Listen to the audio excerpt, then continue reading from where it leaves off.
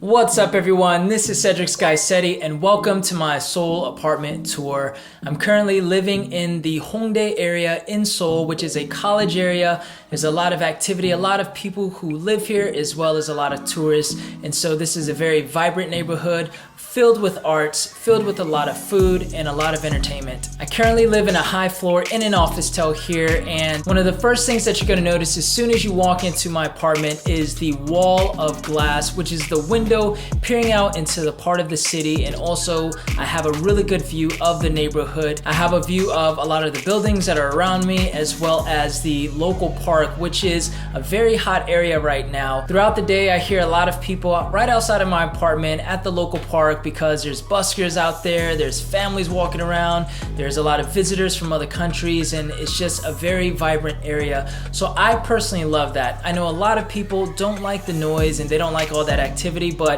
for me it gives me a lot of energy, so I really enjoy that about my apartment. Now let's talk about the apartment itself. As soon as you walk in, you're gonna notice that the apartment is small, but it is cozy. I live in a one-room apartment here in Seoul, which means everything is basically in one room. I have a bathroom, I have a kitchen, and I also have a living area. And this is pretty much one of the standard setups that you're gonna find here in Seoul, because Seoul is a very dense city, but it's also a small geographical location. So with the amount of people that are living here, there's only one way to build, and that is up. And so there's a lot of real estate here, but the real estate is very small because there's just so many people. So let's talk about how much I pay a month. Let's get that out the way. I pay 800,000 won a month, which is a little under $800 US a month. I've had to put down a deposit to actually live in this place as well. And for me, it is absolutely worth it. Now, Seoul is the most expensive city to live in, so that is something that you guys should keep in mind. But for the value of this location, it's absolutely worth it. It's so convenient. I live next to one of the biggest subway lines here in Seoul. It's just an all-around great place, especially for a single person to live. Now let's talk about the living area.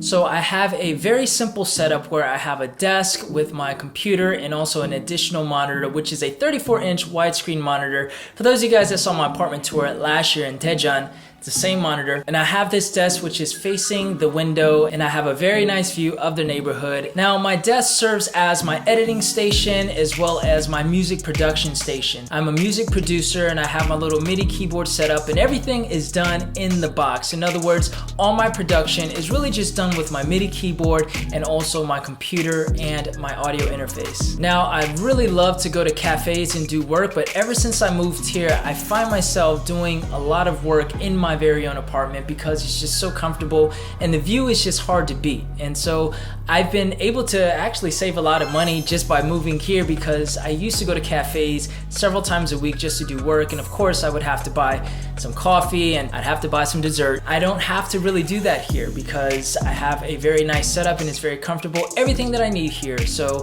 that's been a very big plus ever since I moved here. Now I have a little corner here where I store my tripods and also lights that I use for filming and my gimbal, and so because of the lack of space here, it just kind of sits there, which is cool. It doesn't look bad or it doesn't look unorganized, and so I just keep it there in the corner. Now let's take a look at my bookshelf. I have a little part of the living area where I keep some of my books. Now I wasn't able to bring a lot of my books from the States when I first moved here, so they're all in the United States, but I have a couple of books, mainly language learning books, and also some books that I use for English tutoring. And I also tend to keep some of my gear like my lenses and some of my cameras here just to decorate a little bit. Now right across from my bookshelf we have, of course, my sleeping area. So I have a super single size mattress and it's more than enough for me. It's very comfortable. I actually just got got it for about $100 online. Now I will say that the window is wonderful because it lets so much natural light in the room. I love waking up and the sun just fills the apartment, so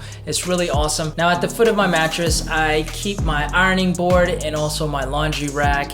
And again, because of the lack of storage, I have my luggage here, and also this is where I keep my laundry and some extra book bags and gear. On the side of my little island, this is where I keep my little trash can. Now in Korea, recycling is a very big thing, and so I have one basket for recyclables, the glass, plastics, and cans, and then I have another one for the general trash. Now let's take a look at the kitchen. For those of you guys that know me and have been following me for a while, you guys know that when I was living in Daejeon last year, all last year, I did not cook, not one time in my apartment. I turned on the stove, I think one time the whole entire time that I was there, and that was to cook ramen. I used to buy my food every single day, or I would just get stuff that I can just eat quickly on the go.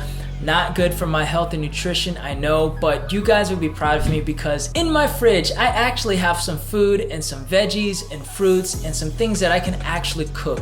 I began to cook starting this year, and it's been really good because now I can control what I eat. Now you will notice that I have this yellow bag in my freezer, and that is where I put all of my foods that I don't use, or if I'm throwing away food scraps, that is where I put it. I freeze the food, then I toss it once the bag gets full. Now the kitchen is very small. I do have a 2-burner gas stove and also a small sink, but it's perfect for me. Right above the sink, I have a little cupboard where I can hold my cups and my plates, and it's enough storage space for someone like myself. Now for a family, it might be a little bit more difficult, but it works for me. Now let's take a look at the hallway. Now this section right here is where I keep some of my dry foods, and as you can see, I have a good stash of ramen always, because you just never know when you need to eat on the run.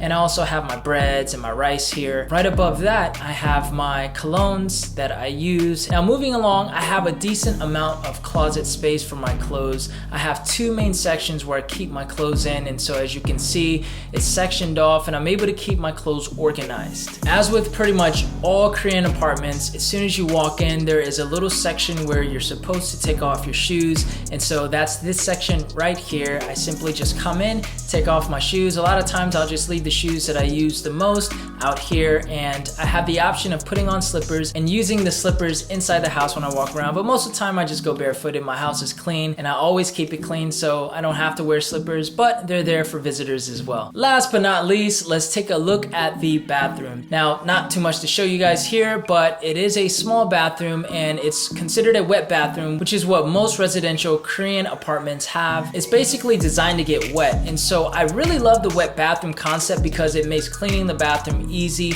and a lot of times I just clean while I'm in the shower. Little TMI there, but it's just really convenient, and you don't have to worry about getting the floors wet because they're supposed to get wet. All right guys, there you have it, my Seoul apartment tour. Very short and to the point because, well, frankly, there's not a lot to show you guys, but hopefully you enjoyed that. Now, let me know in the comments below if you guys are curious about the process it took for me to get this apartment here. If there's enough of you guys that are interested in that, I might make a separate video, so let me know below. Also, let me know your thoughts on this apartment. So leave it in the comments below. All right guys, thanks for stopping by. Make sure you hit that subscribe button if you're not subscribed to this channel. I make videos on Korean culture and also my experiences here in Korea as a Black and Korean man. Make sure you follow me on social media. Hit me up on Instagram at skycedi. All right guys, that is it. I'll see you guys in the next video, and remember to always seize the day. Peace.